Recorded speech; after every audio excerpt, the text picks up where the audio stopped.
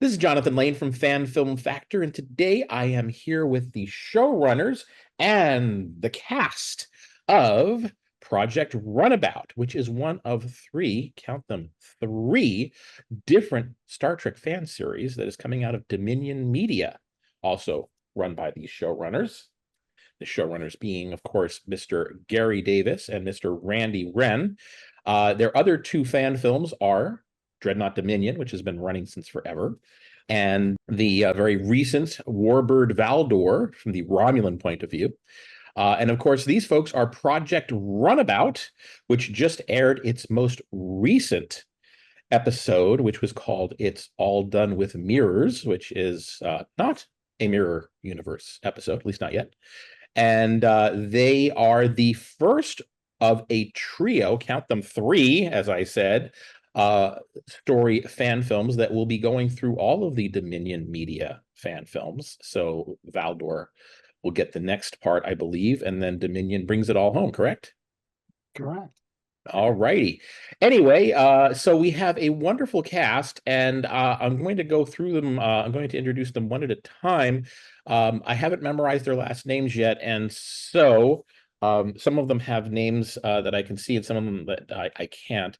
So we're going to start with Beth at the top, and I remember Beth's last name is Metcalf, correct? Yep, that's right. All righty. And you play the captain. The captain's name is? Cat Granger. Cat Granger. Who came up with that name, by the way? Was that Gary or Randy, or did you come up with your own character? That was Gary.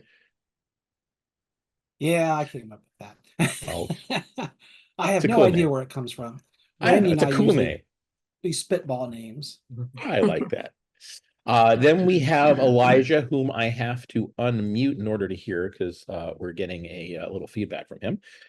So Elijah, unmute yourself and tell us your last name and the character that you play. Last name is Acosta, no relation to the local heating and air company. We'll play Lieutenant Commander Brian Hahn. All righty. And you can hear me echoing, so I'm going to mute him again. Then we go to Cole, and I can actually see her last name is Anson, correct? That's right, Cole Anson. Anson. That sounds a little bit Scandinavian in origin. It Which is. are the lovely Scandinavian countries does that have? It's Norwegian. You're Norwegian, you're a Viking. Okay. And Cole, what character do you play? Being a Viking, it makes a lot of sense for me to play Lieutenant Pilar Navarro, who is Spanish. Not Norwegian, but as it is. All European as far as we're concerned. It's like lots of really fun countries that are all very cultured. All righty. And then at the bottom left, we have Ron. Ron's what's your last name again, sir? My name is LaRon Rose. LaRon. Okay. LaRon Rose. And I play Lieutenant Guillaume McNair. Okay. And he is the hat-wearing sexy cowboy guy. We're going to lose LaRon actually first, so I'm going to be chatting with him before anybody else, just because he has to go and do important things in his life. But last but not least, as I introduced folks, we finally have Sergei Usakov, who sounds very Russian to me. And you play the Russian character on the show. What is his character name? Lieutenant Nikolai Devon. All righty. Now, you don't sound as Russian in real life as you do as your character. Oh, yeah. I lived in America for about 25 years now, so I don't think my accent's there no more. Fair enough. But I'll he have can to bring say, it when he wants to. he really does, because when you watch this, you're like, oh, man, he sounds totally Russian, even like more Russian than even Chekhov does. He's right, Capitan. We have bigger fish to fry. All righty. So let us start with LaRon. Can you tell us a little bit about yourself, your background? How did you get involved in this crazy little shoots in the basement? I mean, you guys are literally shooting Star Trek fan films in someone's basement. Yeah. Okay. This is like, you go to parties like, well, what have you been doing lately? Well, I've been filming Star Trek fan films in my friend's basement. Or maybe you don't say that at parties. Anyway, LaRon, how did you get involved in this crazy little this little endeavor? Well, I believe I I'm trying to figure out how I got started. How I met Randy. I think I'm either text Randy or Randy texted me. I can't remember. It's been so long ago because me and Randy was on another film together, but I don't know if I met Randy then or not. But I forgot how me and Randy actually met. Be honest with you, I forgot. But I know we was on one of the same films together. We might have chit chatted or something. I might have texted him, asked him about his films, and then he put me on his first Star Wars film. Not Star Wars, sorry, Star Trek film, and it went Got to from keep there. the two of them separate. Yes. I'm a Star Wars fan. It happens sometimes. Are you a Star Trek fan at all as well, or are you mostly just Star Wars? I like the Star Trek. I like is the main ones I watch is like Voyager. Okay, cool. I'm in love with Voyager. I love Voyager. So now, are you local? I mean, you film in Gary's basement in Ohio, and I know that Randy is several states away in your North Carolina, sir. North Carolina. Yeah, Yeah. so I'm about 2 hours from Randy. About 2 hours from Randy. okay, so you're like forever from Ohio then. Yes. I drive to Randy and Robert Randy to Ohio. Well, okay then, so as Josh Irwin says, that's the true fan film experience. That Josh had a live stream last night, and he was saying that Jonathan, and I did a fan film myself, and Jonathan said that he had the experience of making a fan film, and Josh said, no, you didn't, because you didn't have to drive a million miles to get here. You didn't film in the freezing cold or the 120-degree heat, and you weren't huddled around watching seeing your breath or passing out from heat stroke. So no, you were not really part of the fan film experience. Speaking of which, let me ask you guys, how hot is it in Gary's basement, or is it temperature controlled? It's good. temperature controlled. Yeah. Oh, Yeah, okay. but In fact, cold what down we there. shot in November, so I didn't have the heat or anything on. It was just naturally comfortable downstairs. Oh, Yeah, it okay. was. Yeah. Well, that's good, because from what I hear, the folks in Arkansas are typically either baking or freezing when they shoot at Warp 66 Studios or Neutral Zone Studios in Florida or Georgia. Okay, so anyway, back to you, Laurent. So when you had to create your character, how much of that character was you telling Randy, this is how I want to play him, and how much was Randy and or Gary directing you, saying this is how we want to see him? Well, Randy basically was saying this is how this person's supposed to be, and I just went with it. And put my own touch to it. But he pretty much told me like this is the character, this is the kind of guy he is, and I just brought it to life with my own pretty much my own personality, because a lot of his personality is my personality.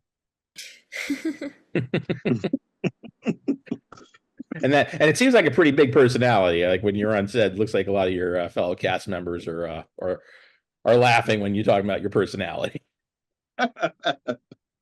Yes.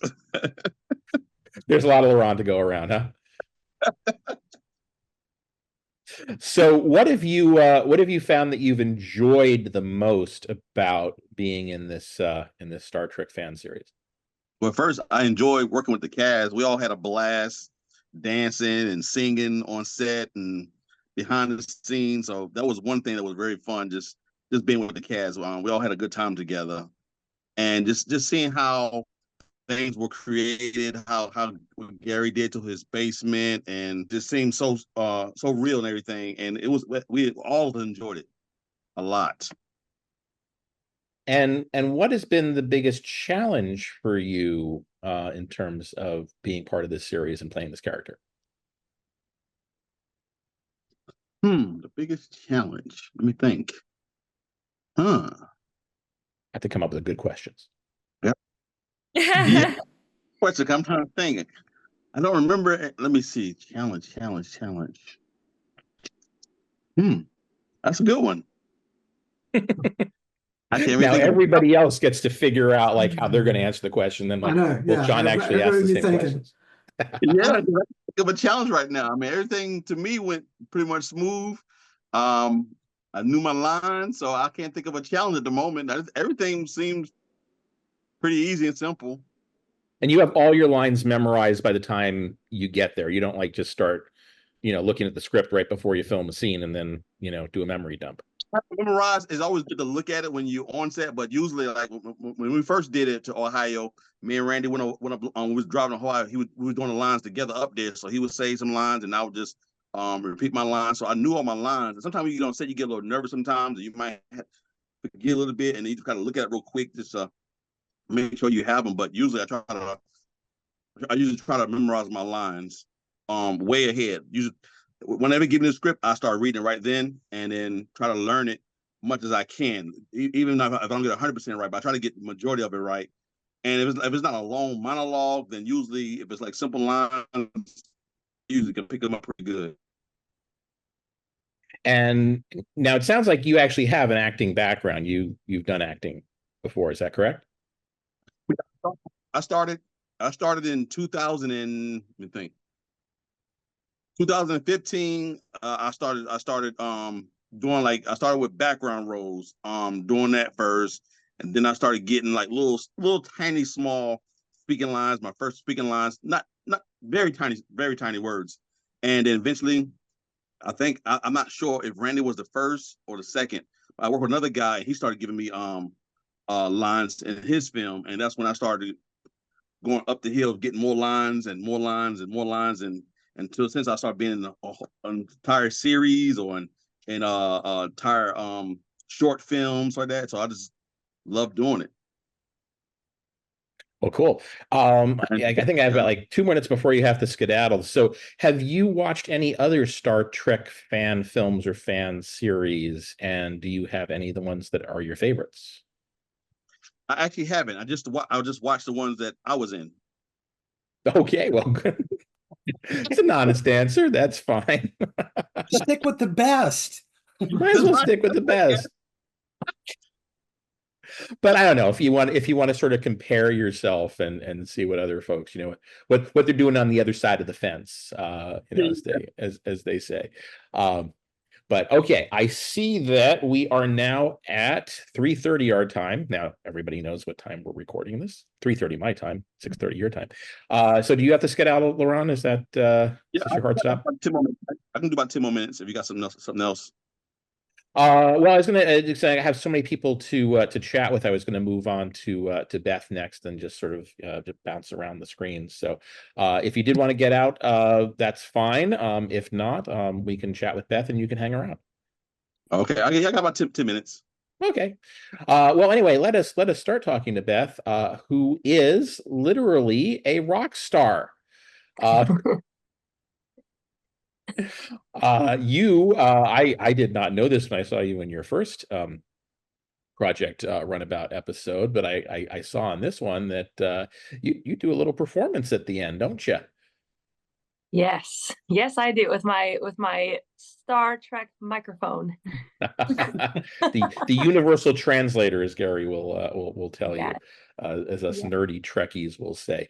Folks, let me just take a quick break and show you what Beth's singing sounds like. So just take a quick look at this.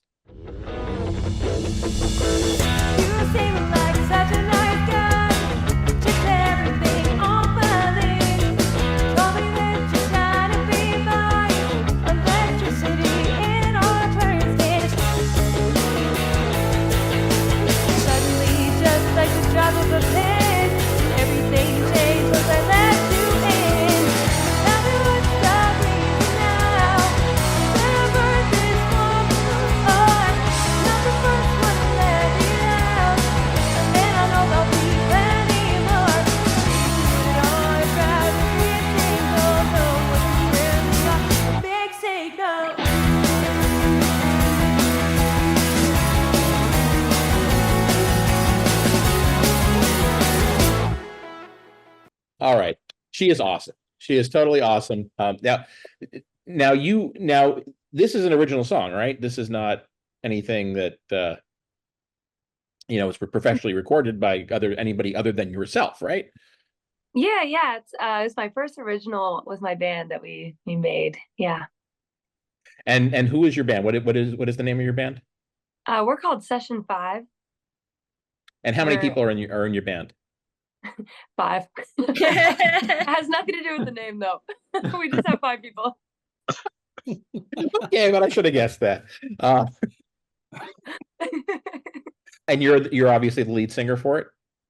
Yes, yes, I am. Songwriter as well, or just singer? Yeah, I write the songs too. And the band, they help me come up with the composition of the piece and they add their instruments in and we kind of create together. But yeah, I do all the writing. Do you play any instruments yourself? I play a nasty tambourine, but that's about it. Hey, it was good enough for the youngest Partridge Family kid, which, by the way, you guys have no idea what I'm talking about because you're not old enough. But that's okay because I play a pretty nasty tambourine as well. And I play a little guitar, but I don't play a regular size guitar. Just kidding. Put them both. Oh, okay. Anyway, so Beth, you are also coming to Gary's basement every so often to shoot. How did you get invited down under Gary's house? So I believe so I was so I've been acting in the indie film scene and I had an account on backstage.com, which is where like people can post casting calls and you can respond. And I saw the Star Trek and I was like, oh, that's cool. Let me check this out. And that's where the conversation started, was through there. Did you think it was real Star Trek? No, I knew it was a fan film and I was like, Okay. this looks like fun. I want to try it and see what they say. Are you also local to the Ohio area? Yeah, I'm in Dayton, so I'm about an hour and 15 south of Gary. Oh, okay. So not too bad. I've driven through Ohio actually, from the diagonal direction where you start from Cleveland and work your way down to Cincinnati. It's a very big state when you go that direction. Yes, very big. And very flat, by the way, for people who think Ohio might have mountains, it doesn't. Might share a few of them at the south end, but okay. So you were looking in backstage and you went to audition, I guess, or did Gary just see you and say you're hired? You're You're hired. Yeah, we had a conversation, I believe. It was so long ago, I can't remember exactly how, but I remember us talking about it. I was like, yes, I want to be in this. Because I remember getting the notification on my phone. They were like, Gary messaged you on backstage. I was like, oh yes. So that's how it started. And I was very clear to these young ladies about what was involved. I sent them pictures of the uniform and I said it's in the basement, but my wife will be there. And I love all these guys. And I'm sorry if I call you guys kids, but you are the age of my kids, and that's how I treat you. I'm very proud of every one of my kids. But you guys do an amazing job. And I would never regret hiring Beth and Cole and the guys. And oh gosh, you guys just make me proud. Aw. So Beth, how? I mean, it sounds like you're having a boatload of fun doing this. So how would you describe a typical? Well, first of all, I should ask. I was going to say a typical shooting day. How long does it take for you to shoot an episode? Well, this past one it was 2 days for us, I believe. Yeah, because we did one day at Gary's house, we did all the ship scenes, and then we went to Hocking Hills to film all of the outside, the exterior stuff. And so how would you describe your typical shooting day on this? You wake up in the morning, your alarm clock goes off. What time is it? And then what happens? Oh man. Yeah, so I like wake up, try to get some food in me. I'm always on the go, so I'm always in every gas station buying like bananas and stuff. And so I probably went to the gas station and got food and energy drinks because I always come on a set with energy drinks. And yeah, we get there not too early, but early enough, and we get to say hey, and we get the hugs and the hellos out of the way because like we're family at this point. So it's we want to catch up too. So we do that, and then we get to work, and you know, we're focused, but we're having fun. We're goons and we have a good time. It's great. So I'm going to ask you that same question I asked LaRon that he struggled with so much, which was, what would you say is the most challenging part of playing Kate Granger or Cat Granger? I would say there's two things. The first one is the tongue twisters, because I didn't know much about Star Trek beforehand. So I had a lot of questions like, what's this? How do I pronounce this? And I remember being like, like I don't remember what it was, but I couldn't say it right. Like it was one sentence. And we had to do take after take. I was like, I'm so sorry. And then You're in not the addition to first that, person to have that problem, by the way. There have been oh, that's trained good. actors on Star Trek television series who have had the same problem with what is affectionately known as technobabble. Yes. Yes. And then in addition to that, the second hardest thing is keeping a straight face sometimes, because we just have a good time. And, you know, Kat Granger's very to the point. She's got some humor, and Beth is a goofball. So it's just like keeping the straight face of like, yes, and like, you know, something will be funny, or like somebody will make a face, or like I'll say something wrong and they're all like, and it's just great. Speaking of bloopers and stuff, Beth, the thing you did in the park and the lady walking along behind you, remember that? You were having Oh, trouble with a yes. line? Tell them about Yes, that. that's where it was.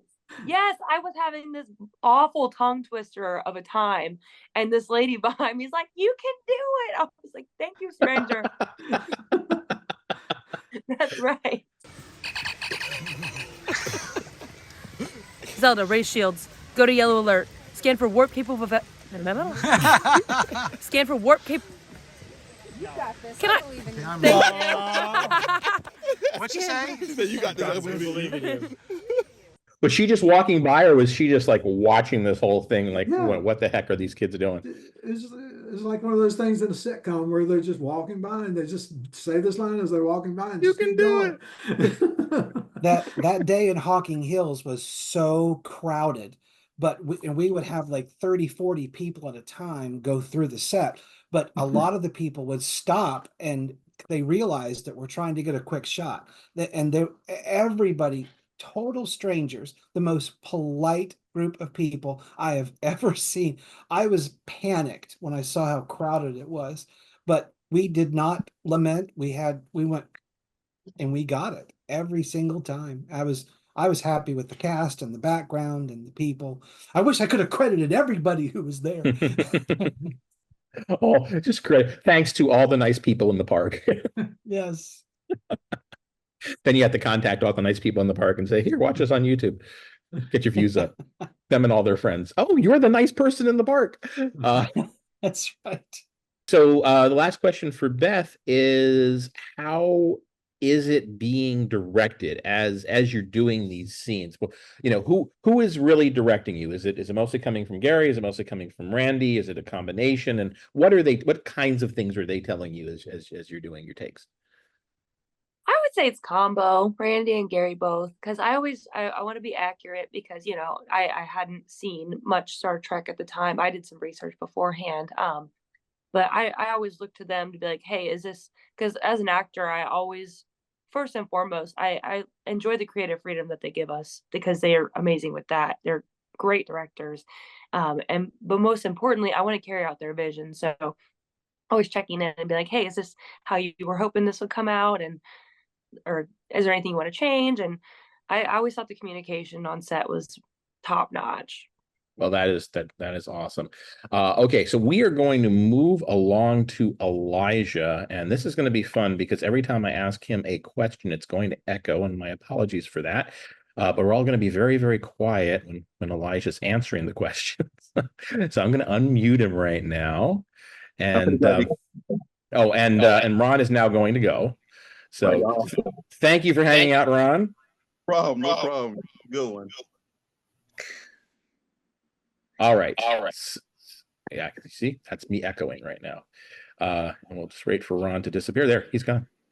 Okay, so Elijah, now tell us a little bit about your character, and also how you got involved in this whole Dreadnought Dominion Media Project Runabout fun?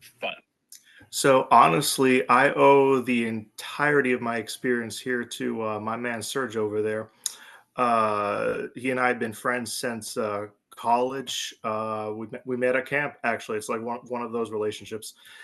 And one day I see him at the mall and we're talking a bit, and he mentions, "Oh yeah, I was on a gig for Star Trek," and I stopped. I'm like, "What?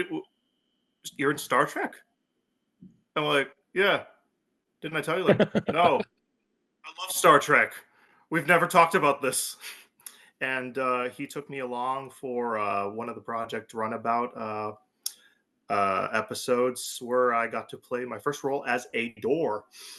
And it was a great experience and freezing cold, but I got to meet some wonderful people who we've, now kept up a long-term relationship, Beth, and of course, Randy and Gary. My character is very early on in the stages of who he is. Right now, all we know is that he's Lieutenant Brian Hahn. He's transporting from the Enterprise to the Dominion, where he will serve as security chief. And from there, it's a mystery and an adventure. Okay, then. And so you pretty much just came to Ohio to have I guess, a bit of a cameo in this episode on your way to filming permanently in the Dreadnought Dominion fan series, right? Basically, yes, sir. Now, where are you based? Are you closer to Ohio, or are you someplace closer to one of the other places that Dominion films? No, I'm actually in Charlotte, North Carolina. Ah, another North Carolina person. Okay. So depending on where Dominion, which I suppose is a question for Gary and Randy, I know that Neutral Zone Studios is where you normally film, and they are currently in Georgia. We are not sure where they're going to be winding up. It might be Central Florida. It might be someplace else. We just do not know yet. Do you guys have plans to continue at Neutral Zone or to move over to Warp 66 in Arkansas? What's the plan? It's a hybrid plan. We always want to go back to neutral zone, but we have to wait for them to be able to relocate and reset up. So that's always going to be someplace that we would like to shoot. But our director of photography, Josh Irwin, he's local to the Warp 66 area, so we're kind of jazzed about journeying to Arkansas, which is closer for me, ironically, from being up in Ohio. So we want to take a crew out there and do a day shoot. We've got a story in mind, and then we might save our big ticket 3-day shoots for when Neutral Zone comes back. Yeah, I realize that depending on where in North Carolina you're starting from, that may be a slightly shorter or slightly longer trip. Tennessee is a very long state. Driven through that one too. But anyway, I've not been to Arkansas yet, but at some point I will go and I will see these wonderful sets at Warp 66. But anyway, let us go back to Elijah. So you are now going to be fan series hopping, so to speak. Have you done any scenes for Dreadnought Dominion yet? Have you shot any of those scenes yet? It was, if this is for Dreadnought Dominion, it was a quick battle sequence on the planet where the portal is located, and when the captain comes back through the portal, I'm the one greeting her. So small little bits here. He'll be in Valdor and Dominion because Okay. he'll straddle both those episodes. So he gets to be in all three. Will these other guys be in the Valdor or Dominion episodes as well, or? Beth is on the view screen, I believe, right, Randy? She's somewhere. Oh, wait, hold on. Randy has muted himself. I'm going to mute Elijah. There we go. Okay. Sorry. Now Randy can talk. Now we can hear you. I was going to say Beth appears on the data pad on in Valdor, and don't think she appears in Dominion at all. Yeah, Elijah's just about the only one that's in all three. Yeah. You are the glue. Yeah. Yeah, he's the glue. He tears up the scenery too, because he gets to carry one of those phaser rifles behind me. And he also is the one that gets to wear a normal TOS uniform as opposed to those fun little t-shirts that you guys Yeah. do. Yep. I'm sure Beth is happy to be able to, wear normal looking clothing as opposed to those really, really tight ice skirts that they wore back in the 1960s. They've been spared the mini skirts, unlike the lady from my pilot. She was a trooper. She wore the mini skirt. Yeah, she had to be careful during those scenes where, she was on the floor and, fell down. It's like, don't want to see too That was much. her idea. That was her idea to fall back. I go, you don't have to do it. She goes, oh yeah, watch. All right. Anyway, we're going to go back to Elijah, whom I'm going to unmute again. There we go. Okay, so now we can hear you. Okay, so Elijah, for you, what is the most fun part of being part of this Star Trek fan film? You know how to ask the really tough questions, because honestly, I cannot pick a single thing that is the most fun. I grew up a Trekkie. My mother was a Trekkie. At a very young age, I was into Star Wars. I thought, oh, what is the Star Trek thing? I decided one day I'm going to humor her. I'm going to pop in this old VHS tape we had of Wrath of Khan. I could not stop. I came down and I said, Mom, I want you to tell me everything there is about this show. And just being on the sets, being with the people, hanging out with Serge, because it turns into like a little bros trip for us when we do a carpool. It's all fantastic to me, and I'm just starstruck being a part of it. Yeah, honestly, I can't put anything more to that. All right. Well, in that case, I'll ask you the other tough question that I asked Theron and Beth, which is, what is the most challenging aspect of playing your character? Oh, that's not hard at all. It's carrying the equipment they're carrying that will not stay in place. I don't remember what the devices were called. Transporter enhancers. The transporter enhancers. Thank you. Signal enhancers. Long tubes that were not fastened to the grip that I was holding. So the entire day that we were shooting, I was trying to balance that thing to stay in, because you tilted the wrong way, it was just all going to fall out, and it did happen several times. Other than that, is probably looking good in that costume after lunch.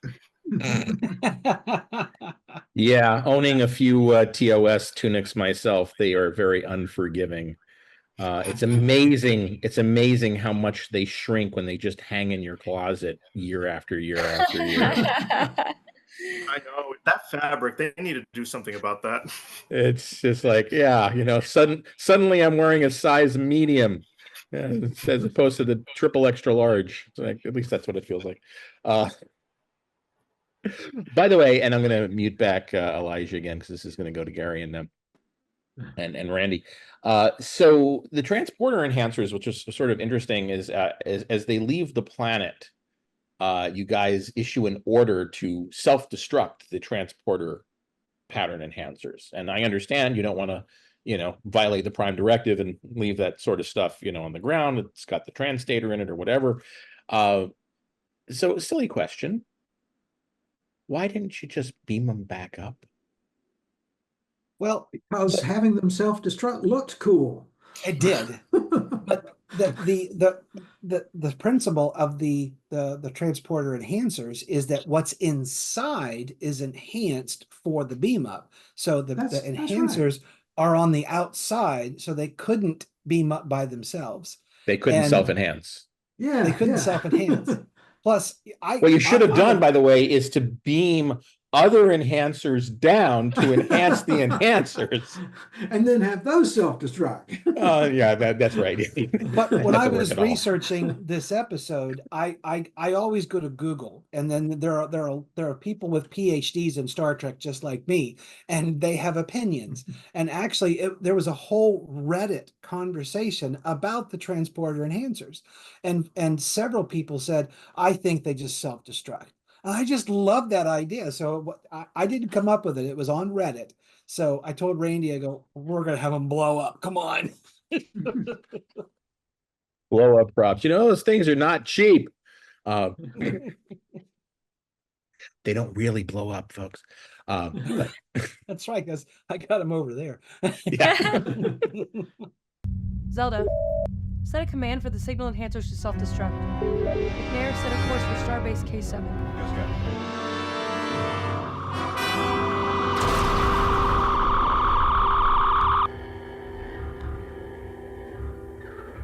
One little thing, Yeah. that Cole could not come to Ohio this time. That's why she's on the remote call with Beth. And that's why Elijah was there, because otherwise the chair would have been empty. So we needed somebody for that seat. So we came up with the idea that Elijah was being transferred over to the Dominion, and he was hitching a ride on the runabout. And so that's why he's there in this episode, and Cole is not. We're hoping that Cole can we make needed it somebody. up there We for need, future episodes, but not this one. we needed somebody to mangle. You have a call from Temporal Investigations 20 times.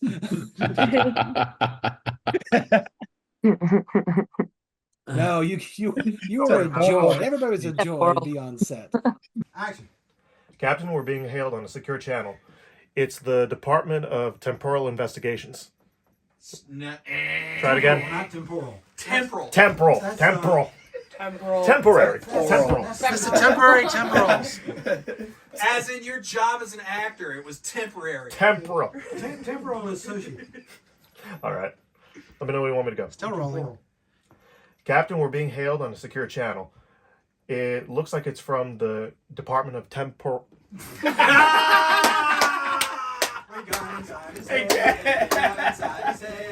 Temporal, right? Yeah, temporal. Temporal. Temporal. Temporal. Temporal. Temporal. Temporal. Temporal. The temp rolls. Yes, there, perfect. Not like temporal shrimp. What's the difference? All right. Well, it's not. Come on. Still rolling. Captain, we're being hailed on a secure channel. It looks like it's from the Department of Temporal Temporal Investigations. I had it.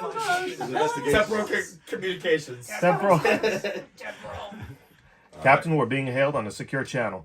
It looks like it's from the Department of Temporal Investigations. Investigations. Yeah. Temporal investigates. Investigations. Oh no, I'm doing that to remind myself. Okay, everybody settle down. Captain, we're being hailed on a secure channel. It looks like it's from the Department of Temporal Investigations. Do it again. Captain, we're being hailed on a secure channel. It looks like it's from the Department of Temporal Investigations. Yay! All right, so we're going to continue the boy, girl. That's too many boy, girls, but yeah, it was. But anyway, we're going to move on to Cole over here, who, thank goodness, is not muted. And so, Cole, tell us a little bit about your character and also how you got involved in this fun little effort. Sure. My name is Cole, and I'm a linguist. I'm a literacy teacher for students with dyslexia, and just a big-time language enthusiast. And I got involved, similar to Beth, through Backstage around the time when I was getting into acting. So this was one of the first projects I got to do, the first installment, that is, and several years ago. And when Gary learned that I am big into different languages, he said, "Ooh, what can we do with that?" And we decided to turn my character, who I don't even recall what her name was, Lieutenant somebody, and we chose a name that sounded like I could have been from Spain. And I have always liked the name Pilar, meaning like pillars, some kind of strength to it, and how I was trying to think while others were answering, how has Lieutenant Navarro changed from episode to episode? I think in episode 1, she was a little more serious, perhaps a little she was new to the ship, but just less comfortable perhaps, and then come the second installment, she's changing things and renaming things and taking Beth's character by surprise in that regard. So I think she's loosened up and gotten more comfortable with everybody. Well, that's cool. Yeah, so you're really taking more of an active role in defining your role and creating aspects and elements to it. Now, are you doing this in consultation with Gary and Randy, or are you pretty much just going to them and saying, okay, this is what I want to do, and take it or leave it? Really just following the script, I'd say. Plus, having done the first installment several years ago and then having gotten to share via the screen on this second installment, since I live in Atlanta, now I don't live in Cleveland anymore. I think just feeling more comfortable and going with what the script had to offer. Granted, Randy always has excellent direction. Gary has great direction, but I think it's all right there. It's all written in. So you were remote for this most recent episode? I was. Gary, you were going to say something? Yeah, and one thing, it's one of my favorite stories about Cole is that just like everybody, they add input and they're not afraid to say, hey, stupid, you should do this. And I really like it. No, they never said that. But Cole taught me. They didn't say, hey. Yeah, that's right. We're shooting in tight quarters. And so, as an inexperienced DP, I had the camera and I was kind of pointed down. And Cole, bless her heart, and not in a Southern way, she said, hey, Gary, I got a suggestion. And she says, can you lower the camera so that you're eye level?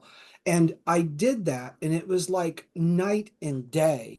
So she made the shot so much better, and it accentuated those great eyes of hers, and it made the scene. And I remembered that, Cole, when we shot episode 2. I go, I'm down at the eye level. So, that's another thing that I'm really proud of these people. And that's what I tell everybody. I don't know everything. And so I really enjoy people who give me their input and are not afraid to speak up and say, I've got a suggestion. And Serge does that, and Beth did that, Elijah. Hey, I have a suggestion. I really love the process, but Cole's interjecting and teaching this old dog a new trick. It meant a lot. I'm so glad, Gary. I totally forgot about that. I'm so glad that was impactful. I think it was just a passing thought. I'm glad you were open to it. It was logic. That's something that Randy and I often talk about. Why aren't people logical? I don't know. Now, Cole, did you have any experience in either, filmmaking or, framing a shot or photography or anything that sort of came into play when you made that suggestion to Randy, to Gary? Initially photography, but in my screen classes, we talked a lot about screen grammar and about framing the shot. And since then, having done a lot of script supervising work, especially in Atlanta, I've learned a lot more since then about how to compose a shot and all of the different visual cues and communication that you can give to someone if you move someone up here, if you put 2 people in one frame, or if you put them far apart and have it be wide. What does that communicate? Just so many little things. But I've always been interested in what the screen visually communicates. So now that you're in Atlanta, are you focusing on a career in film? Is that what you're doing there? That's the goal. If they would just produce some things. No, there's stuff going on. There are auditions here and there, but since the strike last year, it has been a lot slower than I thought it would be coming down here. There's still been plenty to do. It just isn't as busy as I was expecting or as anybody else was expecting, especially going into this year. I'm building my literacy business regardless, so I take whatever auditions come, make room for those, and hopefully everything will pick up, and then we'll all be good to go. Now, when you say your literacy business, you said that you were in linguistic education. So are you doing private instruction? Are you working with an organization that does this? Are you just a regular, school teacher? What is your role when you're not working in film? I'm a dyslexia interventionist, meaning I work one-on-one with individuals, generally speaking, with moderate to severe dyslexia. Usually they come to me around ages like 10 to 14.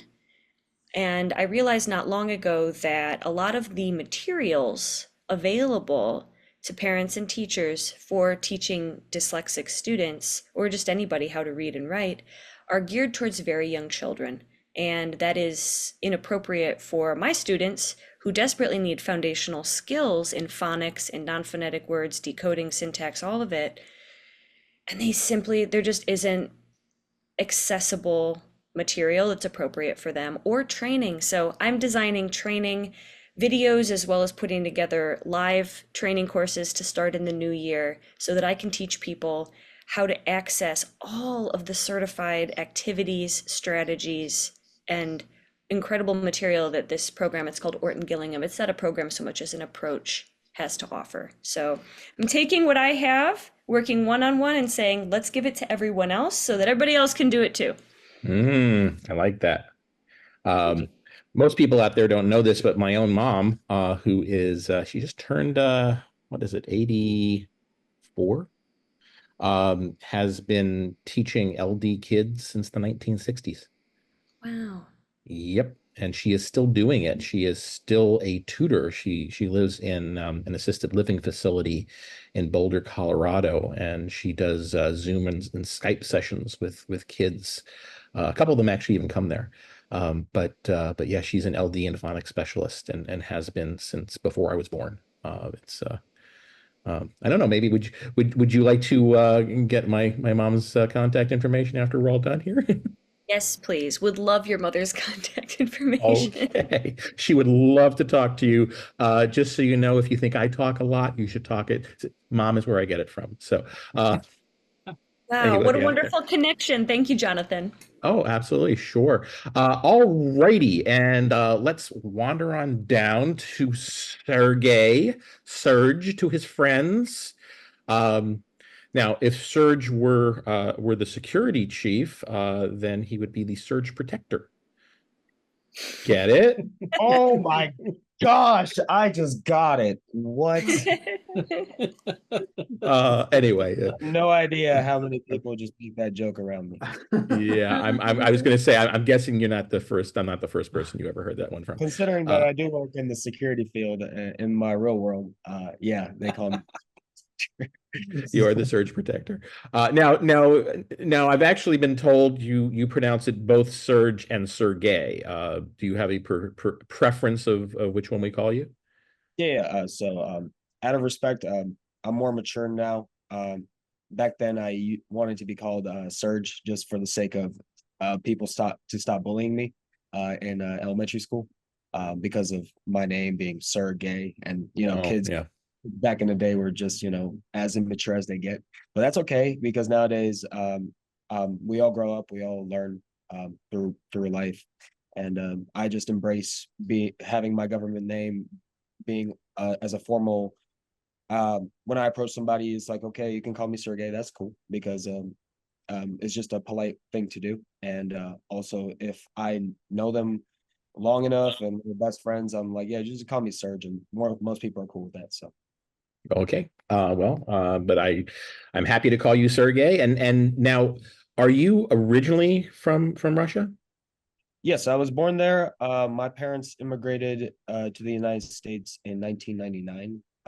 We came to Charlotte, and that was it for us. We stayed here for the longest time, 25 years now. And the reason we moved here was because we had a lot of Russian-speaking people here, not just based out of Russia, but also Ukraine and Belarus and a lot of Slavic areas. And we established a church here, and the whole Christian community here started coming, and that's pretty much how we started here. So, oh, well, that's cool. Now I'm going to go out of Star Trek for just a quick second because I'm kind of curious. So with everything that's going on with Russia and Ukraine right now, obviously, in America, it's a unique perspective of what's going on there. How do you feel as a Russian about what's going on there? I'm just kind of curious. Well, out of respect, my family and I don't really want to talk about it because Okay. it's none of our business. Because uh, we, as my parents once said, that they wanted to get away from the political uproar and the political um, circumstances that are happening in Russia, because during the 90s it was a whole different time for the Russian people.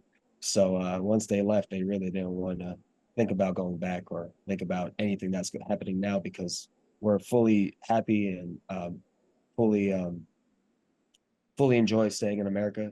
We think it's the greatest country in the world, and but for the most part, it's because of the freedom that we have here, compared to what we could have had over there. So my parents No, didn't want me. that's Yeah, my parents didn't want me to be raised in a uh, very poor environment that they were in. So no, I totally understand. And yes, as the band Rush said, if you choose not to decide, you still have made a choice, and your choice is I respect that. So we will move back to Star Trek and Star Trek fan films.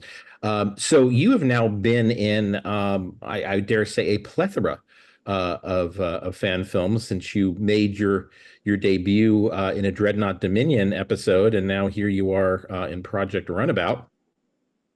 So how has this experience been for you? And I guess, are you also an inherent Trekkie at heart, a Star Trek fan? I'm sorry, Randy, but no, I am No, not he's not. at heart. So okay, so how it started was me and I met Randy at the Carolina film community. It's just a meetup of all creatives, filmmakers, photographers. But majority of them were filmmakers, actors, you name it.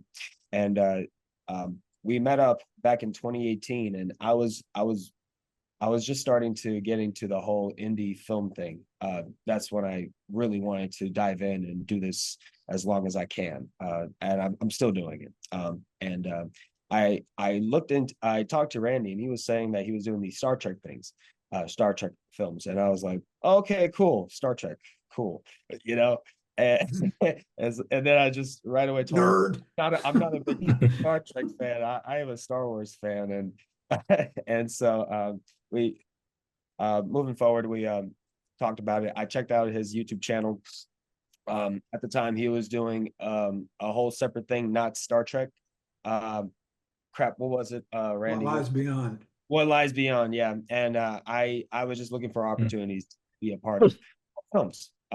He did how I started with one of Randy's projects was the fitting finale, right? That's what it's called. Yeah, a fitting Yeah, finale. yeah, I played a cop for that one. It was like a very short scene, and then later on, when I kept watching Randy's Star Trek fan films, I was like, I really want to be a part of this, and he really wanted me to be a part of this by coming to all the way to Kingsland, Georgia, to check out the set, and I was like, man, I can't do it at the time. I couldn't do it because I was in college, and I didn't have money to travel that far yet. So, but when I did, I got there. I invited my friend Vlad, and when we checked out the set, we were just blown away by the amount of passion and the amount of dedication the fans of the Star Trek universe are in putting all this effort into the set. It was just, honestly, I will never forget that memory of just walking in and seeing all the walls and all the especially the bridge. It was so well detailed.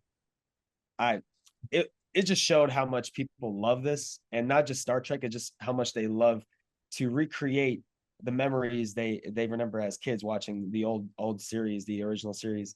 Is awesome stuff, man. Yeah.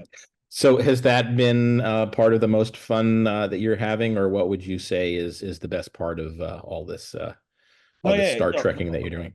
all of it is very fun. Whenever I get the chance to play any role, to be honest, for Dreadnought Dominion or now Project Runabout, I'm always excited to travel. I just love going places. I'm not a person to stay in one place for a very long time. So I really enjoy every opportunity that Randy or Gary gives me. Either it's a small role, either it's a big role, or sometimes when they need me to bring people over as extras to the Kingsland set, the Neutral Zone set, or whenever we go all the way up to Ohio. I'm always looking forward to those things, and take it seriously enough to bring the people I know that love this, and also just put in as much as I can towards my characters. Any character that I play, either it's a dead cosmonaut or Lieutenant. Right. Yeah. He played a good one. He was really dead. Yeah. The only good cosmonaut is the dead. No, that's not right. Yeah. So obviously you're filming primarily in Gary's basement at this point, but do you find yourself looking forward to potentially more road trips with Elijah if you go back to Neutral Zone, or if you head over to Arkansas, even if you're not going to be appearing in front of the camera, that you might be helping out behind the camera? Oh yeah. With for Gary and Randy, I'm always up to do whatever they ask me to do. Mainly because I know with Warbird Valdor, that was my favorite one I think I've done in a while, because I brought in the people I know that I can trust, because with stunts and stuff, and the people I know that are super passionate about not only just acting and filmmaking, but just the process of it. And man, and I already knew that mainly Gary, because he's the wardrobe guy. I knew that he was gonna go all out with it by giving us these soldier outfits, and with the helmets that was from Mr. Thomas Dye. And yeah, all of us looked so legit. And I got to do some stunts that like scared a lot of people on set, which was hilarious to me. because it's like, guys, don't worry, it's all good, because I just know how to fall, if that makes sense. Is just make sure my foot placement is there. Yeah. Let me tell one story about what one of the very first stunt that he did. I mean, he went charging at somebody, and he picked him up and threw him down on his back. And Serge laid there motionless, and we thought he was dead. And suddenly he goes, "How did that look?" Yeah, he goes, "Want to do it again?" I go, "Are you okay?" Now, was this from the previous Warbird Valdor episode, or the one that's coming up? Yeah, the previous the one. previous one where we Oh, shot the the yeah, he did all the falls. I mean, he fell Fight down coordinator. a embankment, and there was a log, and I go, "Watch out for the log," and he hit it and destroyed the log. And Yeah. I had nothing to worry about. And then he got up, and I go, "You're like the Terminator," and he says, "I'm Russian." I am Russian. Crazy. But yeah, I enjoyed that the one rolling down the hill part was very fun, because I made my boy Elijah do that to me, and I was like, "Hey, don't worry about it. Throw me, bro." Throw me, bro. I could just see. Did you Gary saying to Randy, "Did you get that? Is it ready when you are, GB?" Or GD. But sorry, back on topic. Yeah. Any opportunity I can get from Gary or Randy, either it's in front of the camera or behind the camera. They know me well enough to know, like, I love being in front of the camera, but anything they need behind the camera, I'm willing to offer them. So, help out. That is absolutely awesome. So I would ask you the question about what's been the most challenging, but it sounds like falling and not getting yourself killed might be the most challenging aspect of filming so far.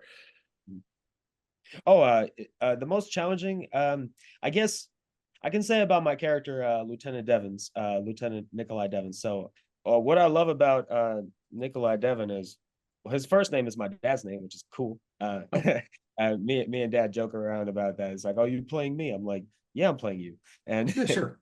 yeah. And but the thing is, I talked to Randy about this, about my last name. It's like, Devon's not a Russian name at all. It's an Irish name. It's a Latin name. You won't find that in a Slavic origin or anything like that. It's just, and he's like, "Oh, sure, it's okay. Just go with it. We like Devon." But it's okay. Yeah. But no, like I didn't really argue about that. I was just suggesting that if anything, I would have preferred having a more Russian last name. But Nikolai is, already a Russian name, so I was like, so what kind of background story could I have about my last name? But I really didn't think too much into it just yet. I just wanted to understand my character more. From my understanding, what was a challenge was that my character was a little, well, not a little. It was a lot of it's he was based a lot on Chekhov. So I wanted to look into Chekhov more. So I started just a little bit of research on the original series. I watched it on Netflix, just at least like 3 episodes. And then my favorite movie that I watched with Walter Koenig playing the Koenig. character was in Star Trek, The Wrath of Khan, the Star Trek 2. I know Elijah wanted me to watch that too, so we watched it in his house. It was cool. And looked more into the character just to see what kind of parallels I can draw from him. I didn't want to be too like Chekhov because he's already established, and I didn't want to upset the Star Trek community by being like, oh wow, I'm the new Chekhov. I can do it better than Walter Koenig or Anton Yelich can do it. Yelchin, sorry. But I don't want to be like those guys. I wanted to make my own character. So that was a bit of a challenge, but I already knew that I was gonna have the Russian accent on. I was gonna be the big goofy Russian. Not too goofy, but like I'm serious, but I'm like, that comedic serious type. It's like, and I loved how Chekhov liked to talk about how the Russian people do things better. I remember when Gary told me to say an improvised line where he said it's a Russian invention, and I'm like, what are you doing? There's no W vowels. There's no W vowels in the Russian language. We don't say invention. That's not a real thing. And he's like, just do it.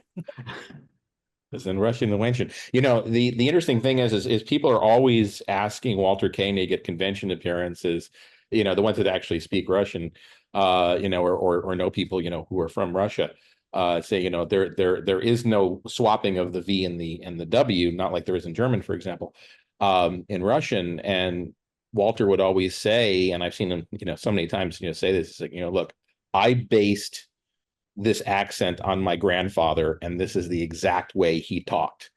Okay, he is Russian. He inverted the V and the W. Therefore, that's what I do, because I'm doing exact mimicry of what my grandfather, the way he talked. So, I'll let you folks from Russia battle that out.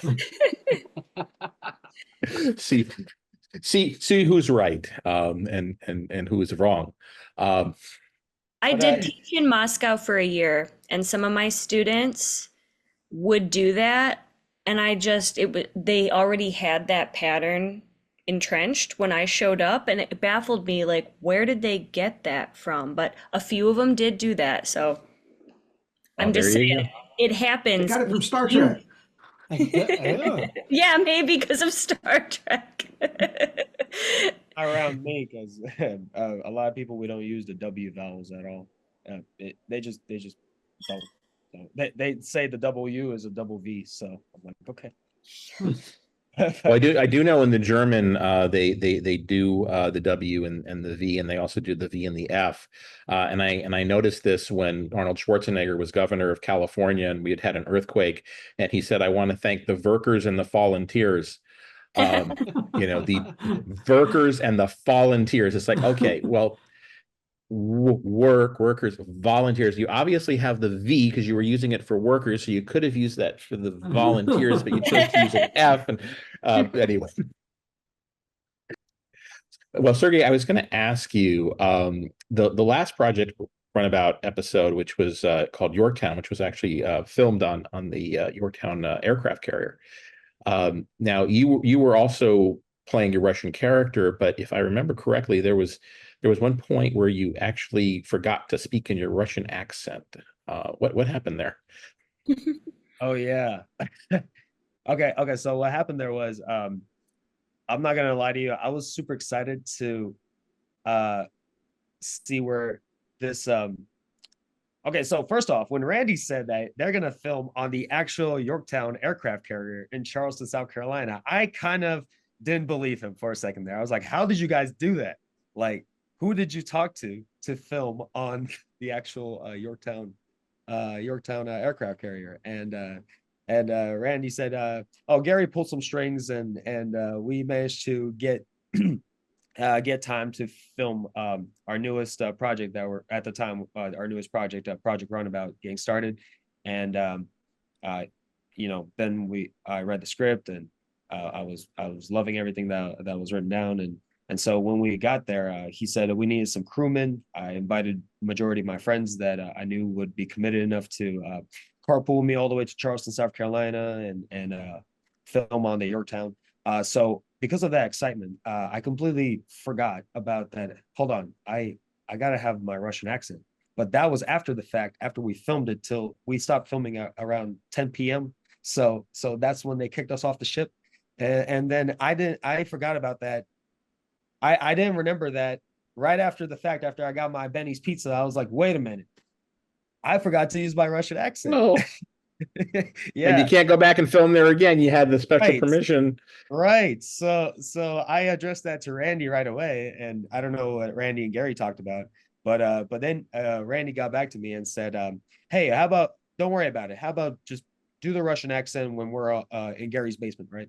So I'm like, okay, cool. So then on wheels started churning, and we thought like, hey, that could just be part of Lieutenant Devon's character, is he could just switch on accents whenever he wants to. Not just like any accent, just like um just an American accent to a Russian accent, because I figured he's smart enough to do that given his role. So I was thinking like, hey, that's something different, and I really like that. So let's just go with that. And so I remember Gary said to Beth to just improvise a line to say like, hey, Devon, can you just a Russian accent doesn't sound right. Can you switch to an American accent? And I said, yes, yes, Commander, or something. It was a fun time. It was a fun time. Yes. So. Oh, Lieutenant Devon, a Russian accent on a U.S. ship just seems wrong. Can you do an American accent? Yes, yes, Commander. All right. So for the last 10 minutes or so, I'm going to wander up to Gary and Randy to ask about what is coming up from the folks at Dominion Media, which is, of course, you. And, obviously we have part 2 and part 3 of this trilogy. So what can fans expect? Don't all talk at once. I guess I'll take that one. Well, Okay. This the three-part story arc, will started with the Runabout, and now it's going to be picked up by Warbird Valdor, and it will have a lot of action and take us to the culmination of visiting the planet where there is a portal where they're going to try to do something, and that's where the Dominion will step in and try to stop them. And then their adventure will finally get us to the mirror universe, and then it will end. But the challenge was to create a story that was interlinked, but yet try to stay true to the guidelines and have them 3 separate stories. So if you only watched Project Runabout, okay, that was the end. And if you watch Valdor, we have an ending, so it could be the end. And then you pick up with Dominion, and it has its own story. So they're linked, but they're standalone stories, because, like I said, we take the guidelines seriously. We don't thumb our nose at them. It's Paramount and CBS's IP, and we're happy to be able to play in their sandbox. So that's what we've got. We had a grueling shooting schedule where we shot both Valdor and Dominion back to back, and got all the footage. So I told everybody, because you were sort of in a race. You were in a race with the deconstruction of the sets at Neutral Zone Studios, right? We didn't even know about that at the time. Oh, you didn't? Oh, this okay. this was purely selfish motivated, because I told my crew, I can only afford to come down to Georgia once a year now. So I said, let's do 2 episodes. Let's get Valdor and Dominion shot. And I got some pushback but everybody goes, wow, this was a great idea. It was hard and it was grueling, but we rose to the occasion because, just like this group of young people, when we get together to shoot Valdor and Dominion, everybody's got buy-in to the mission, and that's an old Navy term that I have. You have to have ownership of mission to get that ship underway or the squadron off the ground. And that's what we've got. Every single person that shows up for any of our shoots have ownership of mission. So we got it done. So we got everything in the can, and now the hard work then goes to Randy, who arranges it all. The man is a wizard. Where's your wizard hat, Randy? And he puts all this footage together, and all I have to do is step in and tweak it and put the sound effects and the music. But that's what we've got. So we've got 2 more great episodes of 2 different series coming up, and then we'll move into 2025 and play it by ear now that we know our studio is no longer there. And for Randy at this point, for you're writing everything, right? Are you writing it all by yourself, or are you doing it with Gary?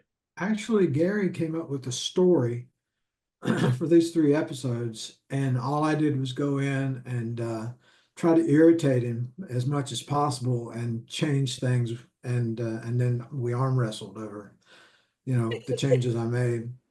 And it doesn't much arm wrestling. I go, okay, that's better than what I thought.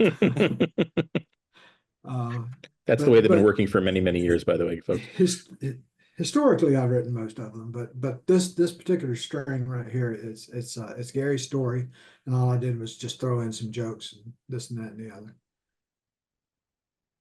And as far as doing this as a 3-parter, was that particularly challenging for you guys, trying to figure out what would be in part 1, part 2, and part 3 to continue the storyline versus having the ending, or is that just pretty natural?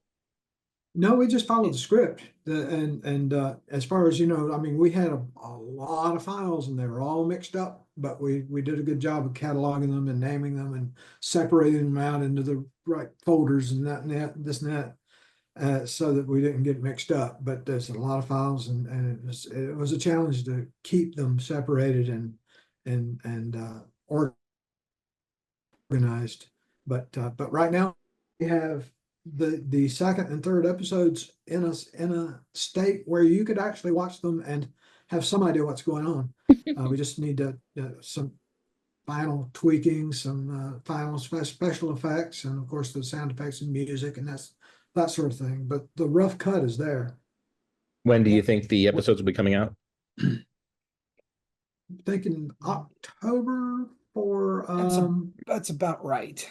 So I would say late October we'll have Valdor, and then we're not going to be shooting in February of 2025, obviously, because of the move. So what Dominion Media is going to do is we're going to be holding an awards banquet and inviting as many people who would like to journey down to northern Florida and meet us in a banquet setting. And then we would like to premiere the Dominion episode at that event. And cool. We're going to be live streaming the entire event, because the event's going to be awards, it's going to be interviews. Jonathan, I'm formally inviting you to this event. So we would like to have you appear at the event remote, and then just talk about all the great things that you've done for us. Write a speech, Jonathan. That's right. Nice things. No, totally off the cuff. And then we'll have Sam Cockings from England, record something or be live, and then and Josh Irwin, who's just the jack of all trades, great at everything he does. He's going to be helping us host it and live stream it. So that's when we would like to premiere Dreadnought Dominion's final episode, and that'll be late February of 2025. What awards will you be giving, by the way? A plethora of awards. But you said he has a plethora. there's only one award that I definitely have a vision for, and I already have a winner for it, and it's the biggest bonehead award. And that's going to be awarded to me because I shot the Mirror Mirror episode and forgot to put the Mirror logo on the door. It's okay. Because I Josh was can so add it in post. Yes. no, look, Randy, put your wizard hat on again. Randy did it, and Josh shot it, and Josh doesn't just put the camera down and shoot. He moves.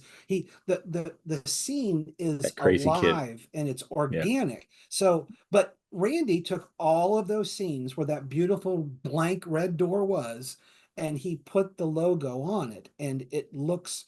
If I didn't tell you that it wasn't there to begin with, you probably would. It was there. But I was so obsessed with all the costumes. I did all the mirror costumes, I did all the awards, and then I had to act. Gosh darn. And so I forgot to put the logo. And after we said cut and wrap, then someone said, "Did you mean to have a logo on that door?" So How did that's you? the only award. That's the only award I've got in mind. The Bonehead Award, and Randy gets the That's me. Save the Bonehead Award. So Randy, Yes. how did you manage to get the logo on the door? What application did you use? Meticulously Wizard. placing it on the door, frame by frame, pretty much. Oh God, help you! Oh my God. Oh. He makes stuff like that look easy. Well, I'm retired, so I have no life. That's right. He's got time. Time is the crucible within which we all burn. All right. So as we wrap up, I want to ask the remaining cast members one last question each. I'll turn Elijah's microphone back on in just a moment when we get to him. But starting with Beth, when you tell, and I'm going to ask each one of you this question. So when you tell your friends and your family about this Star Trek fan film that you've appeared in, and you give them the link on YouTube, how do you tell them, and what is their reaction?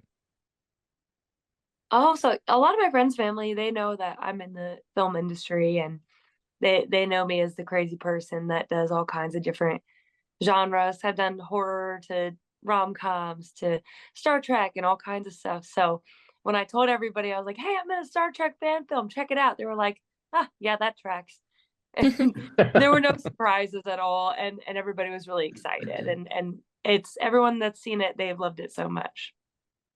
How about you, Cole? How do you tell your friends and family, and what has their reaction been? I think I generally just post about it, but people that I don't know well, two of them, and I've been meaning to tell the guys this, but I was doing a podcast interview about literacy stuff, and the interviewer comes on and says, "I saw you." And I thought, oh wow, in what? He saw me in Runabout. He was watching it not long before our interview. And because we had planned on doing it for a couple of months and kept getting pushed back, whatever. And he just so happened to come across Runabout because he's a really big Star Trek fan. So I thought, wow, that's pretty cool. So that was a really positive reaction on a total stranger's part. And then somebody else, when it first came out around that time as well, messaged me and said, "Hey, I just saw you in this." And I thought, wow, I had no idea you were into Star Trek. So I think, I don't know, we're discoverable through this. And I think that's pretty cool. That's one of the best feelings when somebody recognizes you either by face or by name for having done this sort of thing. It's happened to me a couple of times, not because I've acted, but just because they knew about Fan Film Factor. And then there's every so often people who've appeared in certain fan films are talking about, somebody comes up to me in a restaurant and says, "Hey, did you?" And yeah, I did. How about you, Sergey? Sorry, I forgot what the question was. Oh, that's okay. I remember. No, when you tell your friends and your family about the Star Trek fan films that you're in, because you're a big Star Wars fan, not a big Star Trek fan, how do you tell them, and what has their response been so far as they've watched you online? Well, with my family, they're okay with it. They don't really know what it is, if I'm being honest. But What the heck is it? I do not know. I tell people that are like, if we are in a conversation at a restaurant or something and they mention Star Trek, I'm like, okay, I've been in a Star Trek film, and if they don't believe me, I'm like, look, here's my IMDb, and then I show it on YouTube and everything, and then they ask questions, and that's more views for Gary and Randy. Ha! Yeah. Anyways, so that's pretty much it. That's all.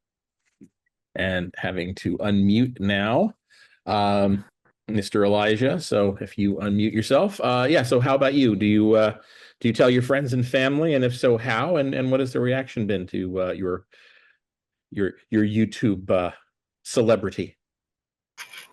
Oh, I usually keep my life fairly private in general, so I'm not one to really post, "Hey guys, I'm in this," sort of thing.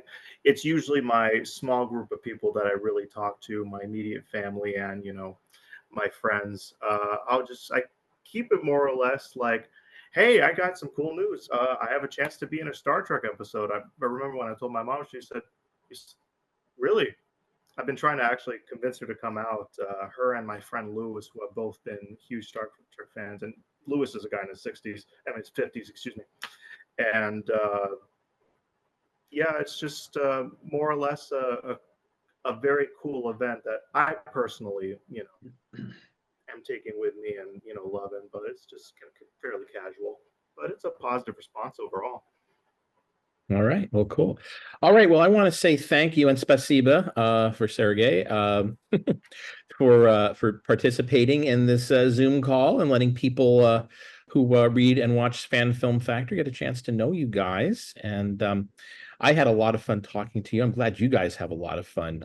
It is very obvious from the credit scenes that you guys just knock it out of the park and just as long as you were enjoying doing it, that is the most important thing. So anyway, I thank you guys again. Looking forward to much more Project Runabout in the future. And I'm just going to hold up my hand like this right now and say, live long and prosper, everybody. And prosper.